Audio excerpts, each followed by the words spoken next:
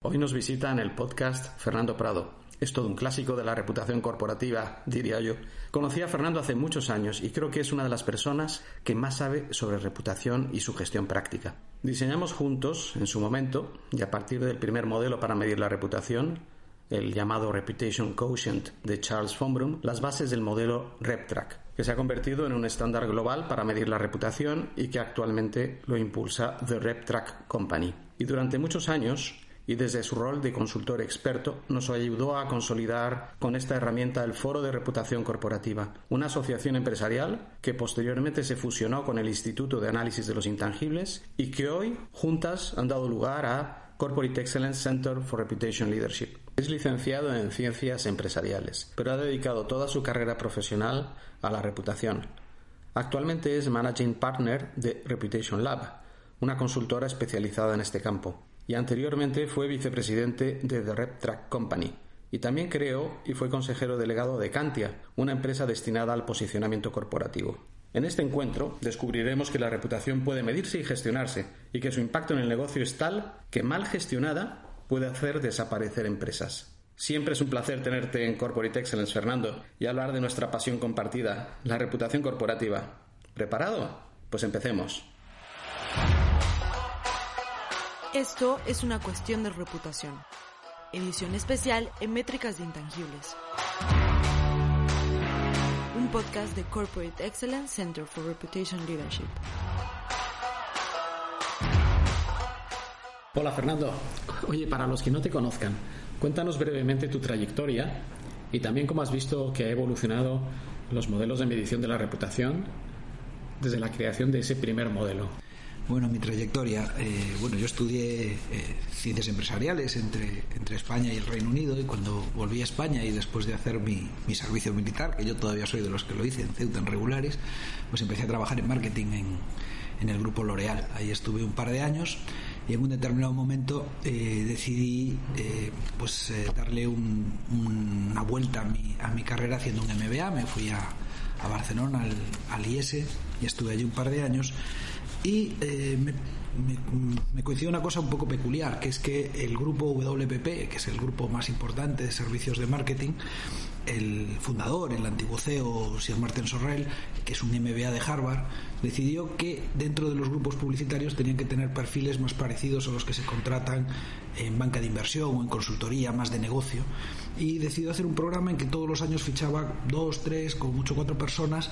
Entre los MBAs en Estados Unidos era Harvard, Kellogg y Columbia, y en Europa INSEAD, London Business School e IES. Y bueno, yo tuve la suerte que fui uno de esos 2 o 3 que en aquel año pues me ficharon para entrar en ese grupo de una manera un poco peculiar, porque íbamos rotando por empresas de publicidad, de investigación de mercado, de relaciones públicas, de marketing directo, para después, al cabo de 3 años de rotaciones, ocupar un puesto de dirección en una de esas empresas del grupo. Yo estuve el primer año haciendo temas de publicidad en Ogilvy, en Bassat Ogilvy, en cuentas. Después dentro de Ogilvy me fui a Nueva York como planner a hacer estrategia para los anuncios. De ahí me fui a Chicago, a Millward Brown, donde me tocó coordinar el que entonces era el mayor estudio de fortaleza de marcas, que se llamaba el Brand Z, y yo lo coordinaba a nivel internacional desde Chicago, desde Naperville, que es allí cerquita.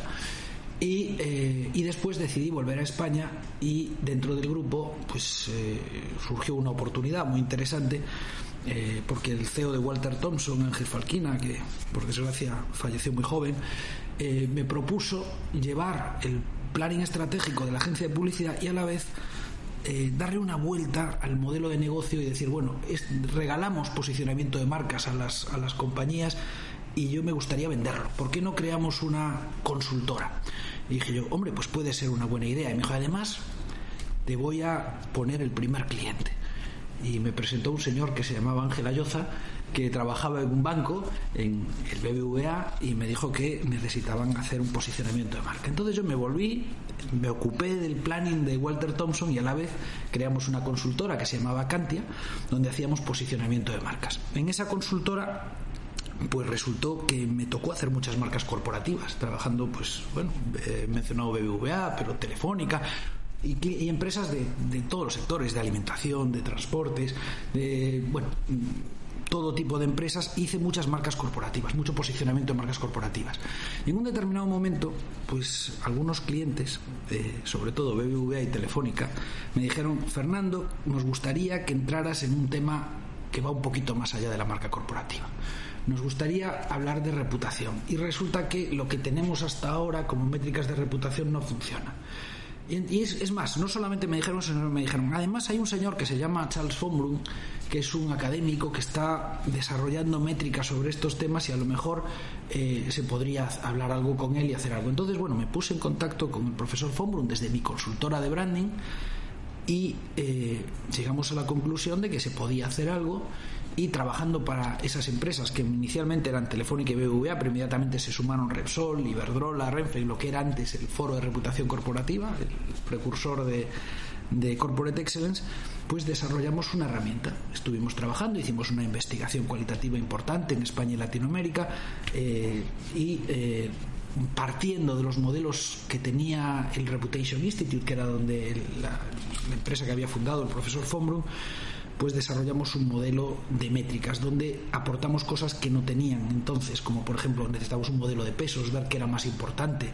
Me acuerdo yo medir en tracking en lugar de medir en un momento puntual. Hicimos distintos temas y se lanzó en ese momento, creamos la herramienta que hoy por hoy es un estándar de facto para medir reputación, que fue el RepTrack.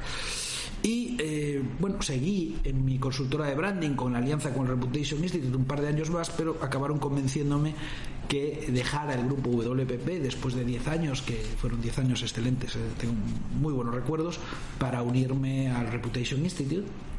Y en los siguientes 12-13 años pues estuvimos básicamente dedicados a la reputación. Dejamos el mundo de la marca para tomar el mundo de la reputación, y ahí pues trabajamos mucho en España y América Latina. Eso fue lo que me tocó, dirigí ese área. Lanzamos productos, reputación de países, reputación de CEOs, reputación de ONGs, hicimos muchas cosas interesantes y sobre todo apoyábamos a las empresas dando consultoría. Eso ha sido un poco la trayectoria y bueno, en los últimos 2 años, año y pico, desde que ya no estoy en el Reputation Institute, hemos montado una consultora que se llama Reputation Lab, que se dedica sobre todo nos dedicamos a la reputación, evidentemente, como nuestro propio nombre indica, pero nuestro planteamiento es más de ser consultores, de apoyar a las compañías y no quedarnos solamente en dar métricas. Hemos desarrollado métricas, hemos desarrollado el modelo RepCore, que creo que es una métrica que avanza sobre lo que teníamos en el RepTrack, porque lo que hacemos es hacerlo más adaptable, más traje a medida para las empresas, donde no siempre están las mismas variables, sino que tenemos un core que siempre es el mismo, por eso se llama RepCore, y a eso le añadimos variables específicas del sector empresarial, de nuestros clientes, de su estrategia, de elementos que hacen los resultados de la investigación más accionable, y así nos podemos dedicar a ayudar a las compañías a desarrollar sus planes de gestión, sus planes de reputación, y con eso ir avanzando. Eso un poco ha sido mi trayectoria en los últimos años. Si me preguntabas por la trayectoria por lo que es las métricas de reputación ese tiempo. Hola, ¿te gustaría tener acceso a la mayor plataforma de contenidos sobre gestión de intangibles? Descubre nuestro Reputation Knowledge Center en www.corporateexcellence.org. Nos has hablado de un viaje de cerca de 20 años, ¿no? Sí. Entonces me imagino, estoy seguro de que... Más de 20 años. En estos años tú has visto y has evaluado todo lo que significan modelos de medición, y habrás encontrado cosas que están bien, otras que no están tan bien, y de hecho pues has publicado un artículo que hemos difundido aquí desde Corporate Excellence, al que has llamado los 7 pecados capitales, ¿no? Sí. Entonces me gustaría que compartieras con nosotros las conclusiones de esos pecados capitales. Vale, vamos a ver. Hoy por hoy no discutimos que se pueda medir la reputación. Recuerdo, Ángel, y tú te acordarás muy bien, en aquellos primeros, que además tú empezaste a ir a ellos antes que yo, aquellas conferencias mundiales del Reputation Institute donde discutían los académicos y los practitioners sobre si se podía medir la reputación. Hoy por hoy nadie discute que se puede medir la reputación. Ahora mismo, pues, ¿dónde está el debate? Pues en otros temas, en cómo se gestionan los riesgos reputacionales, en cómo adaptamos todos los planteamientos de sostenibilidad dentro del marco de reputación, cómo la reputación es lo que da de alguna manera sostenibilidad a las políticas de responsabilidad corporativa. Hoy estamos en muchos temas que tienen que ver sobre todo con la estrategia, cómo introducimos KPIs en los cuadros integrales de las compañías. Pero todavía, y después de tanto trabajo y de tantos avances, hoy día se siguen cometiendo errores muy importantes a la hora de medir la reputación, ¿no? Medir la reputación no es fácil y por eso había escrito un artículo hacía muchos años que le había llamado los 6 errores al medir la reputación, y en el momento presente añadí un 7º y dije vamos a llamarlo los 7 pecados capitales, y por eso escribí ese artículo con ánimo pues de alguna manera de hacerlo como una especie de white paper de cosas que muchas veces son problemas que nos encontramos en las empresas, que tienen métricas que no nos ayudan después a desarrollar esos planes de gestión, ¿no? A partir de ellas, ¿no? El primero es que todavía se sigue confundiendo realidad y percepción.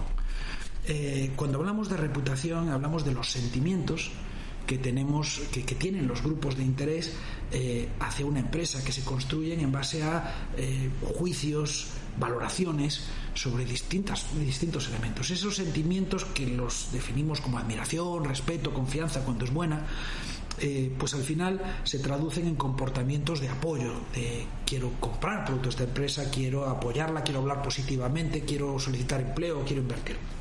¿Qué pasa? Que lo que mueve esos comportamientos es la percepción, es lo que tenemos en la cabeza, no la realidad de las empresas.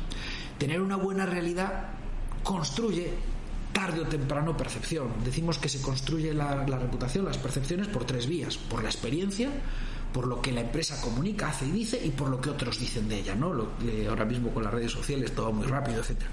Entonces, si nos quedamos con la realidad, al final una buena realidad no siempre se traduce en una buena percepción. La vida no es justa.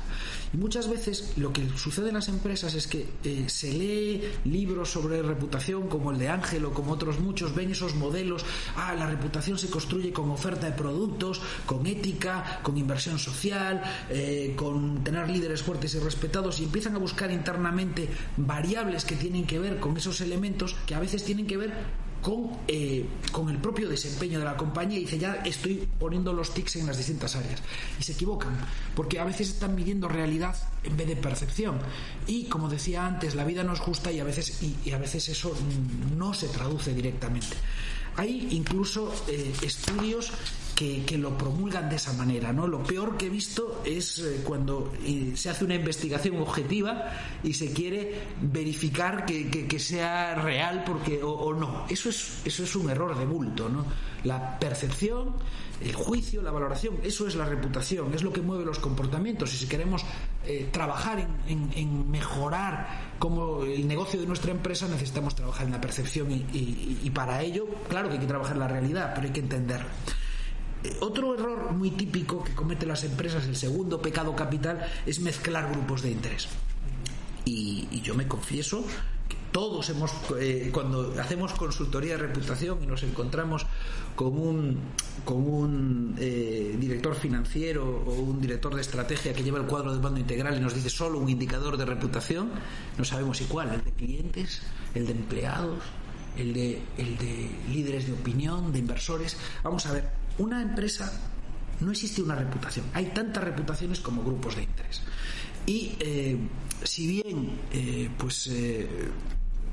esos grupos de interés les mueven a veces las mismas variables o las mismas palancas para admirar la empresa, a veces no, pero a veces son las mismas, pero no siempre pesan lo mismo. O sea, a lo mejor para un empleado lo más importante es una cosa, para un inversor lo más importante es otra. Y entonces, si nosotros a la hora de medir mezclamos los grupos de interés, pues una empresa con una buena reputación entre los empleados y mala entre los clientes no tiene reputación media, tiene buena entre los empleados y mala entre los clientes, y el plan de acción que necesito es distinto. Entonces, y al final el modelo que me va a explicar en qué medida yo soy capaz de mover comportamientos de apoyo no es necesariamente igual. Por eso mezclar grupos de interés es como mezclar peras y manzanas. Eso es otro error típico que Ya digo, hay veces que todos hemos pecado cuando llegamos y decimos ahí que hago un indicador de uno de los grupos de interés o una media. Eso es un problema, pero no por ello debo de dejar de decirlo, ¿no? El tercer error también es uno que suele tener que ver con los presupuestos, es el error de tener una visión limitada de cada grupo de interés. Vamos a ver, todos los grupos de interés ven a la empresa en su conjunto. Entonces, para un inversor es importante que la empresa tenga beneficios, es importante la calidad de su inversión, pero también es importante que la empresa tenga un producto de calidad, sea ética, invierta en la sociedad. Hoy por hoy, bueno, después de leer las cartas de Larry Fink, ya vemos que los grandes inversores están muy comprometidos con los temas de sostenibilidad.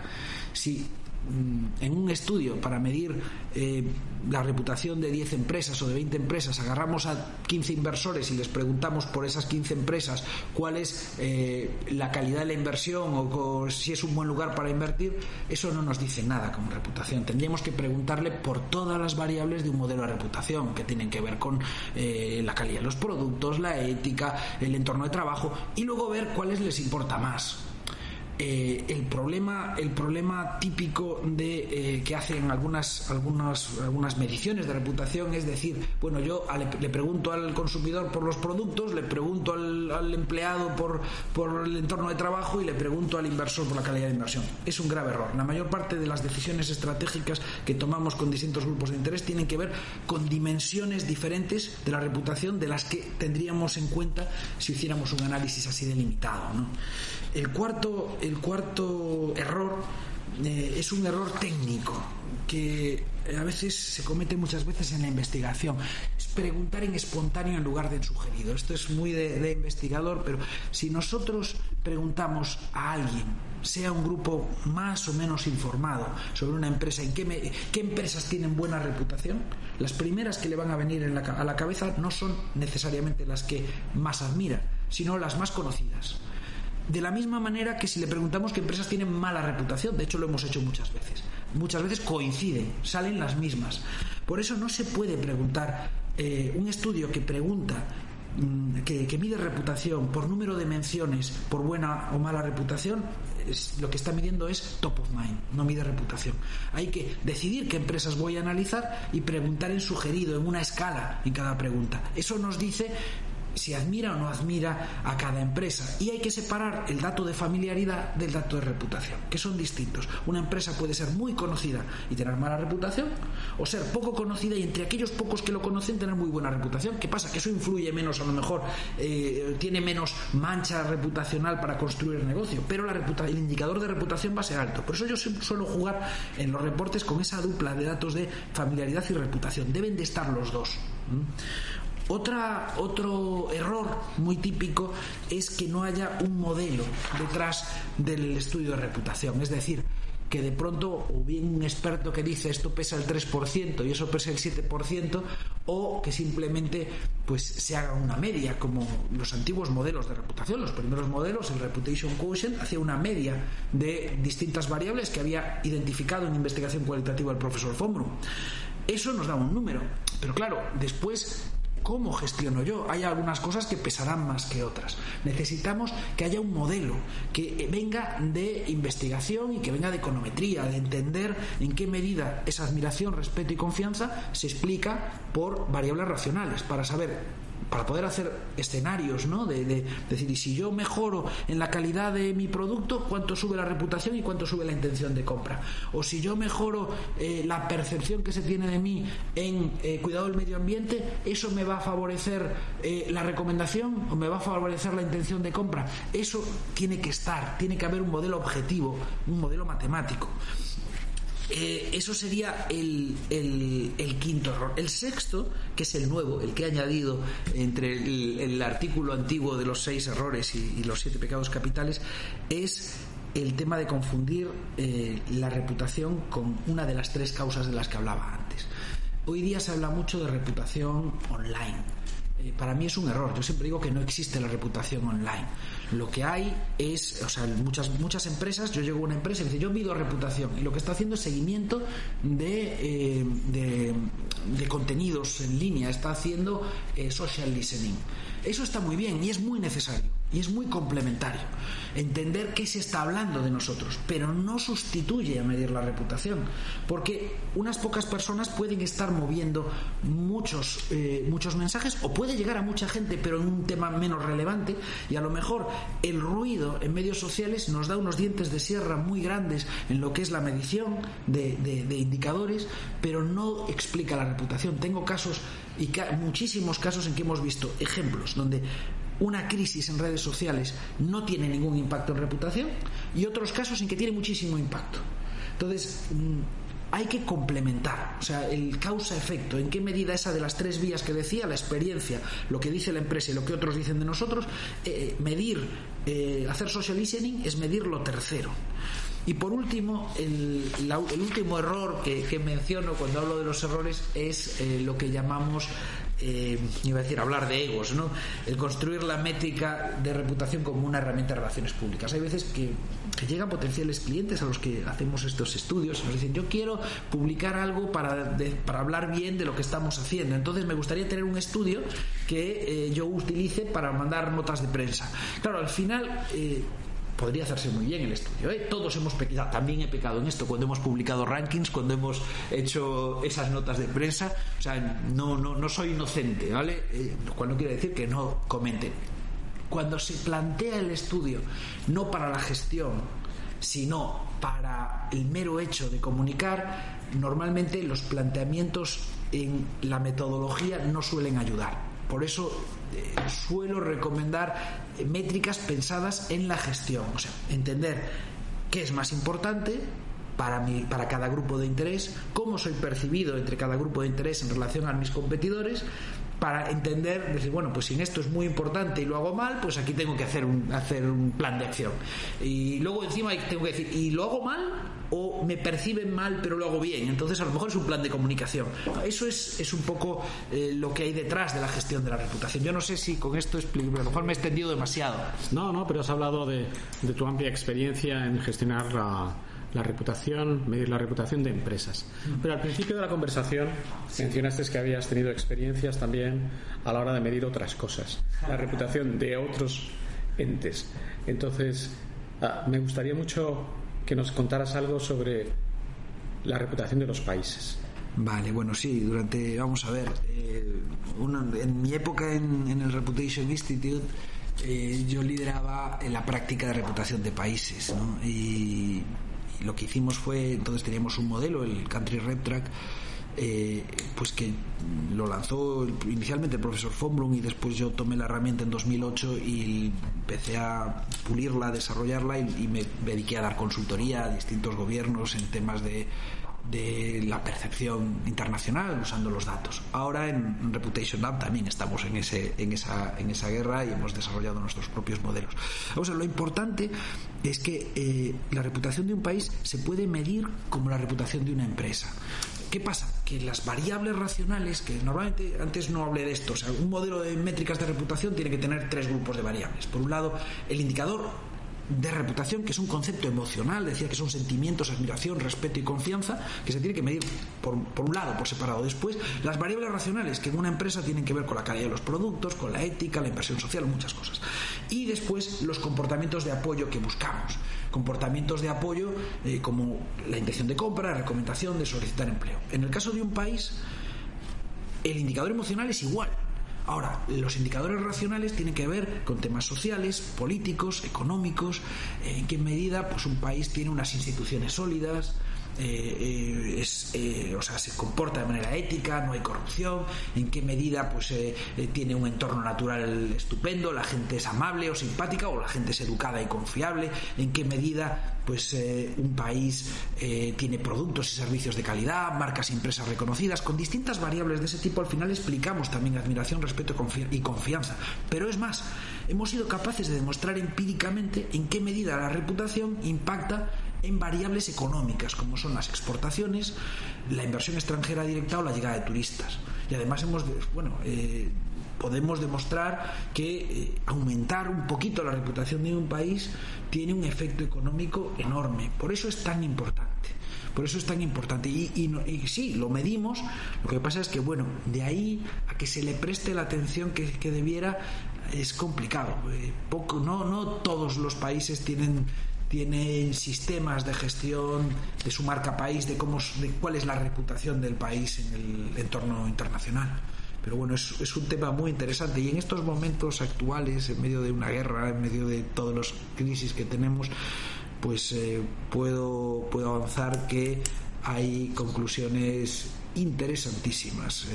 Esta semana estamos lanzando nuestro estudio con datos que bueno, estoy seguro que en otro momento con Corporate Excellence podemos hacer un análisis más detallado de la reputación de muchos de los países donde estáis presentes, vuestras empresas, porque a todos tenemos conclusiones interesantes en muchas geografías a nivel mundial.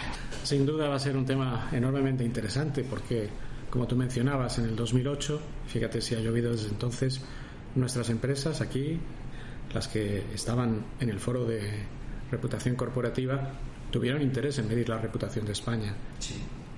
Y tú nos ayudaste. Sí. Entonces ahora vamos a esperar con mucho interés la publicación de esta investigación que nos anuncias, y ya te adelanto que tienes las puertas abiertas de Corporate Excellence para contarnos cuál es la reputación de España y la reputación de otros muchos países que estoy seguro vas a medir. Hemos medido pues muchos, 72. Muy bien, Fernando. Oye, un placer. Muchas gracias. La verdad es que ha sido un viaje el que has relatado. Tú eres un actor importante en ese viaje, muy, muy, muy importante. Él me convenció primero. Primero fue mi primer cliente de un proyecto de branding relevante. Yo creo que no lo hicimos mal, sobre todo por él, que políticamente, internamente en el banco. Después me convenció para que me metiera en reputación. Recuerdo perfectamente cuando te dije: Fernando, lo de la marca está muy bien, pero hay aquí un campo tremendamente poderoso que es el de la reputación. Y bueno, no sé si hice bien o mal al hacerte esa recomendación. Hiciste muy bien, si volviera atrás en el tiempo probablemente habría tomado las mismas decisiones y recomendaciones que me hiciste tú. O sea, eso lo tengo muy, muy claro. Muchas gracias, Fernando. Gracias a ti. Gracias a vosotros. Has escuchado la tercera temporada de Una Cuestión de Reputación, conducido por Ángela Llosa. Te esperamos en nuestro Congreso de Innovación en Métricas de Intangibles del 26 al 28 de septiembre.